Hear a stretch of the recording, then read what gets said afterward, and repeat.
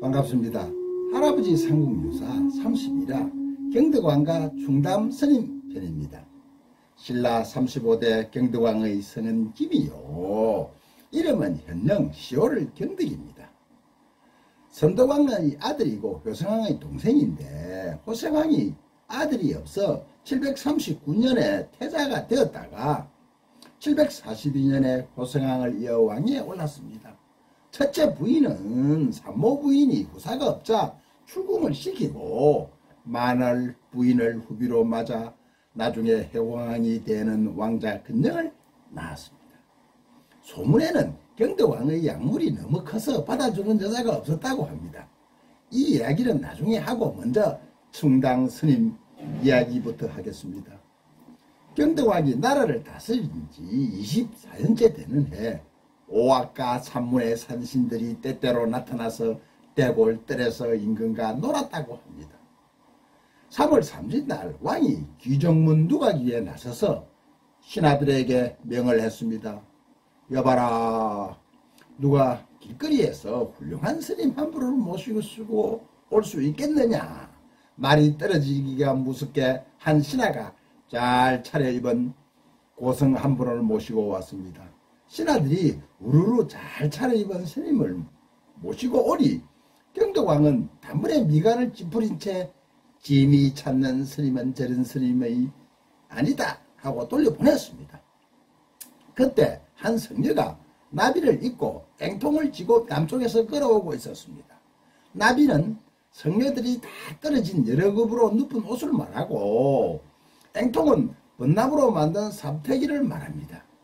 임금이 보고 기뻐하며 정중히 누각위에 모셨습니다. 대사, 쥐고 있는 앵통에는 무엇이 들어있어이까? 충당스님이 앵통 속을 보여주는데 앵탕 속에는 차 다리는 다구가 들어있었습니다. 임금이 다시 물었습니다.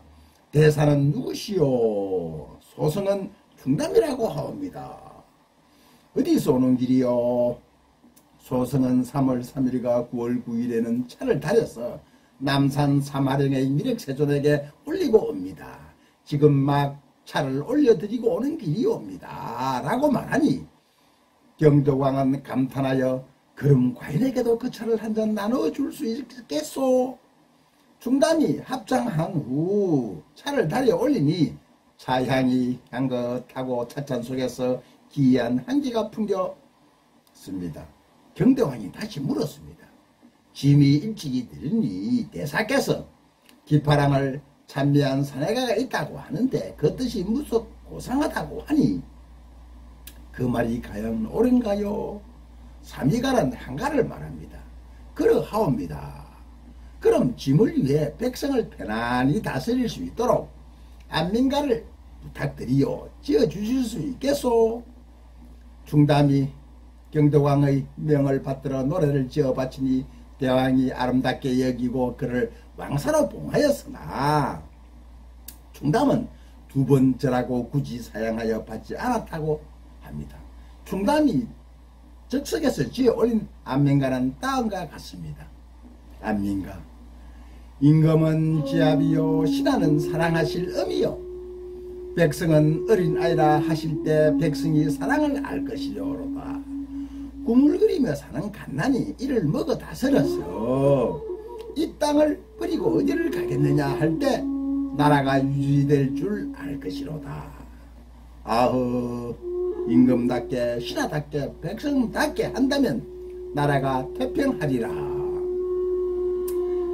안민가의 내용은 임금은 백성을 어리석은 아이들 돌보서 사랑해야 한다며, 임금은 임금답고 신하는 신하답고 백성은 백성다워야 태평한 세상이 열린다는 철학을 담고 있습니다.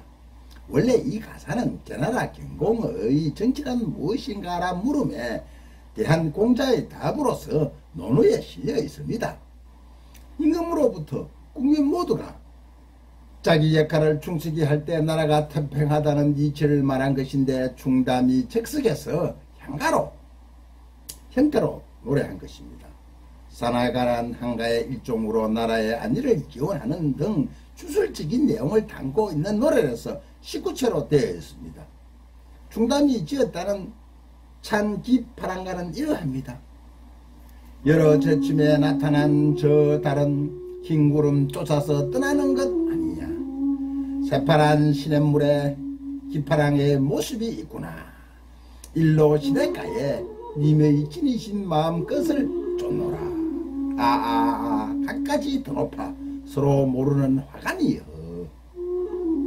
중담이 화랑 기파랑의 고매한 인품을 애천하여 지은 식구째 한가인데 기파랑의 모습이나 인품을 직접 묘사한 대신에 고유의 비유와 상징을 세련되게 사용하여 문학성을 높인 작품이라는 후대의 평을 받고 있기도 합니다. 경대왕은 아까 덜머리에서 얘기했다시피 약물의 길이가 8치나 되는 기형으로 이를 받아주는 여자가 없었습니다. 그러니 자식이 없을 수밖에 없었습니다. 아들이 없어 왕비를 피하고 후비로 덩치 큰 마늘 부인을 맞이했습니다. 덩치가 아주 크면은 그것도 크다고 생각했던 것입니다. 어느 날 왕은 포온대덕에게 간청했습니다. 포온대덕은 하늘 옥황상제를 만나는 능력이 있어 신라의 성인이라고 모두가 칭찬하는 분이었습니다. 대사, 짐이 복이 없어서 아들을 두지 못하였으니 바라건대 대사는 옥황상제께 청하여 아들을 두게 해주실 수 있겠소이까 꼭 부탁드리오. 경덕왕은 포온대사의 두 손을 잡고 간절하게 부탁을 했습니다. 포온대사가 천지에게 올라가 고하고 돌아와 왕에게 아뢰었습니다. 옥황상제께서 말씀하시기를 딸을 구한다면 될 수 있지만 아들은 될 수 없다고 하셨습니다. 왕은 다시 간절하게 부탁했습니다. 원컨대 딸을 아들로 바꿔주시오. 부탁이오. 포온은 다시 하늘로 올라가 옥황상제께 청하니 상제는 말하기를 될 수는 있지만 아들이면 나라가 위태로울 것이다 라고 하였습니다. 포온을 지상으로 내려가라고 하자 옥황상제는 포온을 불렀습니다. 하늘과 사람 사이를 어지럽게 할 수는 없는데 지금 대사께서는 마치 이웃을 왕래하듯 청기를 누설쓰기으니 이제부터는 아예 다니지 말도록 하시오. 포온은 돌아와서 옥황상제께 의 말대로 왕에게 알아듣도록 말했지만 왕은 또다시 말하였습니다. 나라가 비록 위태롭더라도 아들을 얻어서 대를 잇고 싶소. 이리하여 마늘 왕후가 태자를 낳으니 왕은 아주 기뻐하였습니다. 경대왕이 성하자 태자 나이 8세 때 왕위에 오르니 이가 바로 해공왕입니다. 나이가 어려 태후가 섭정을 했는데 정사가 잘 다스리지 않고 여기저기 도둑대들이 벌떼처럼 일어났지만 진압도 못했다고 합니다. 포온대사의 말이 맞는 것 같습니다. 해공왕은 여자로서 남자가 되었기 때문에 돌 때부터 왕위에 오르는 날까지 항상 여자 놀이를 하고 자랐다고 합니다. 비단 주문이 자기를 좋아하고 도교의 무리들과 어울려 희롱하며 노니 나라가 크게 어지러워지고 마침내 선덕왕과 김양상에게 죽음을 당하고 맙니다. 포온대사 이후 신라에서는 성인이 나타나지 않았다고 합니다. 욕심을 화는 부르는 법. 일란스님은 우리에게 교훈적인 이야기를 많이 남겼습니다. 서술방식에서 우리의 홍익인간 이인이 담겨있기도 합니다. 다 미래를 생각하는 스님의 마음이었습니다. 감사합니다.